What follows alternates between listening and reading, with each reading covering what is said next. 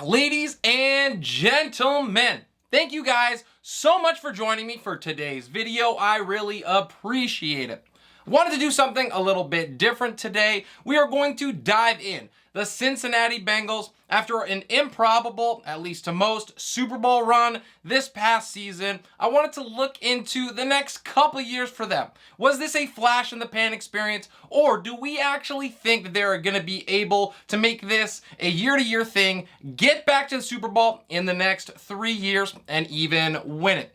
Before we get to that, if you guys are new to the channel, please consider giving me a like and subscribe. Your support is so very appreciated. It means the world to me, helps me out a ton. It enables me to do what I love so I can keep bringing you guys the content that you love. With that all said, done, and out of the way, let's get into this version of Hot Off the Press.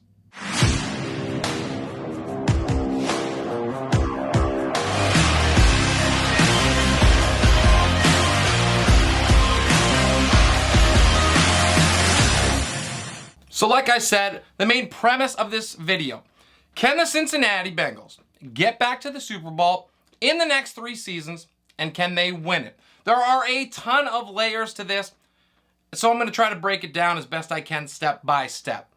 When we think about NFL and winning games, obviously the number one thing is the quarterback position, so we're going to start with Joe Burrow. He's obviously the biggest piece to this equation. Of course, his stats are great. We all know that. He put up crazy numbers this year in Cincinnati. But I think what doesn't show up on paper for Joe Burrow, I think that is even more important. The kid is a leader of men. His confidence, his swagger, it clearly rubs off on the rest of the team and impacts them in a positive way. Even rookie Evan McPherson, the kicker, was impacted, and he called his shot in that AFC Championship game. I think part of that was the confidence of Joe Burrow. His team, they want to get behind him. They want to support Joe Cool. They want to be able to fight for him. He plays with an incredible toughness. He is calm under pressure. And he's now played on the biggest stage in 2 out of the last 3 seasons at both the college and the NFL level. Let's get into the stats on paper. In his first 26 regular season games, he's completing 68% of his passes. He's averaging 280 yards per game, and he has got a quarterback rating of over 100. Now, obviously, it's only 26 games because he did miss some time last season with that injury.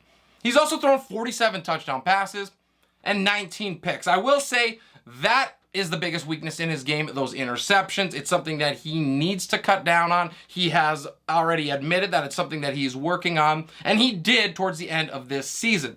In 2021, so this past year, he threw 34 touchdowns, which is pretty solid, but when you look at how he did it, he actually averaged the most yards per attempt of any quarterback in the entire NFL. So to be able to keep those interceptions at least a little bit down, you think he threw 13 picks this past year, that is extremely impressive. So we know that they have their quarterback in place for years and years to come. It is a huge check mark in a team being able to replicate their success from a prior season. Now let's look at what he's got around him, because he's not going to be able to do it on his own. He needs that support elsewhere. So we'll start with the playmakers on offense. Cincinnati has an excellent group of young weapons around him. Obviously, Jamar Chase, one of the, if not the best rookie wide receiver last season and in the last couple seasons. Shout out to Justin Jefferson. T. Higgins is no slouch as a number 2. He put up over 1,000 yards, and he missed a couple games last season as well. He is a big-bodied receiver that Joe Burrow loves to look at in the red zone. Tyler Boyd is one of the best wide receiver 3s in the league. He's done it for a couple years now, and he is excellent underneath. He does a little bit of everything. Joe Mixon and that rushing attack is excellent. One of the best backs in the league. He can do it not only running it out of the backfield, he can catch it just as well. He caught some huge screen passes this season. And then on top of that, we even saw him throw a touchdown pass in the Super Bowl. So he does it all. All 4 of those playmakers, the key cogs in what Cincinnati wants to do, they're all signed through 2023. They are going nowhere fast. And this team scored more touchdowns than any other team in the league outside of the red zone, so they have that quick and long strike capability. They are only going to get better as time passes. They scored over 27 points a game in 2021. That's 8th best in the league. The Cincinnati Bengals defense, we'll take a look at that side now. They did give up over 22 points a game. Wasn't horrible, pretty much smack dab in the middle of what the rest of the league did. But what it shows is that even an average defense can get it done. It'll be just fine for this Bengals team to be able to make another run. Now let's look at the coaching staff, because if you got a dum-dum at the controls, it doesn't matter who you have and put on the field. Zac Taylor just got to his first Super Bowl in his 3rd season as head coach. He had a really rough run to begin it. Obviously, when he first took over, this team was basically a dumpster fire. They got Joe Burrow last year, went down with an injury, did not go well. But he showed that when Joe Burrow is healthy, he can take this team where they want to go. Now, he was also the quarterback's coach of the Los Angeles Rams when they went to Super Bowl 53. So he has been to the Super Bowl in 2 out of the last 4 seasons, which is pretty impressive. He's an ascending asset, I think, for Cincinnati. He's shown a willingness to be, and I would say even sometimes overly aggressive, but I would take overly aggressive over someone who is going to let the game come to them instead of taking your shots when you can. He's had faith in his quarterback and the playmakers as well. He has given them chances to succeed, and he's put them in good positions to do so. He plays to win the game. He is not sitting back and trying not to lose it, and I don't think enough can be said about that fact. He's also signed through 2026. They just gave an extension at the end of the season, so he is not going anywhere either. I love his aggressiveness. I love his new age coaching style. I think the Bengals definitely found a keeper in Zac Taylor. He is an awesome leader to have at the front of your ship rowing the boat. Now let's look at the cap situation in Cincinnati, because you could have all the studs in the world, but if you can't keep them around because you don't have the money to keep them paid, you are going to go down the tubes fast. Well, today we'll start with Jessie Bates III, just got the franchise tag, so they're able to keep him around. He was a key cog in that Bengals defensive Super Bowl run. For 2022, they currently have $35 million in cap space. A lot of teams right now we know are over the cap and having to rework contracts. That is not the case in Cincinnati. They owe just $3.5 million of dead money, which is a super low amount. Awesome. What are we looking like for the next couple seasons? Because remember, we're taking a 3-season approach to this question. So over the next 2 seasons, they have $108 million of cap space in 2022. And in 2023, they have a whopping $186 million to work with. That is an incredible mark. It's going to allow them to not only re-sign some current players that they want to keep around, but also be a player in the free agent market as well. So who are some guys that Cincinnati's going to have to sign in the next couple seasons to kind of keep that core group together? Over the next 3 years, they're likely going to have to extend players like Quinton Spain, one of their best, if not their best guard. Jessie Bates, obviously, after that franchise tag, likely gets a long-term deal. Jonah Williams, the up-and-coming young gun on the outside. That tackle is probably going to need to get some paper. Von Bell is going to have to get paid. Riley Reef, if they want to keep him around, he was possibly their best tackle this season. And then Eli Apple had some issues we saw in the playoffs, but as a cornerback, he didn't get paid a ton, and he did his job, so he might be someone they're looking to re-sign. Now, they do, with that cap space, have the flexibility to do all of that, in addition to those big extensions that are surely coming for players like T. Higgins, and of course, Joe Burrow is going to demand a king's ransom. Obviously, it's going to be wise sooner than later to extend Jamar Chase, but he was just a rookie this past season, so you can push that into the back burner for now. He just finished that rookie season. There's still some time to get that done. With that done, cap space looks good, coaching staff looks good, offense looks good, defense is fine and did enough to carry that team. Let's now look at a little bit of the bigger picture and move into the divisional situation that the Bengals are going to have to face every single season. We will start with the biggest threat to the supremacy of the Bengals in the AFC North, and that comes from Baltimore. Now, they are likely to be in it every year. They have Lamar Jackson at the helm, who has shown an immense ability to win football games. Now, he has shown some health concerns of his own, so there's a little bit of a question mark there. And we know that that defense, although it was not horrible last season, definitely is worse than it's been in the past. In Baltimore, they were really hot and cold.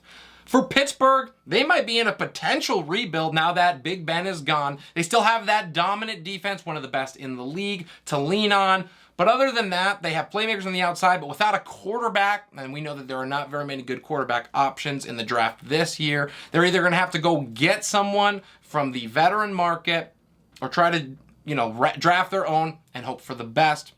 And then Cleveland. Cleveland is a big question mark for me for a couple reasons. They continue to look great on paper. Last year, many thought that they were going to run away with that division when the year started. But that just has not seemed to translate to on-the-field success, at least not consistently.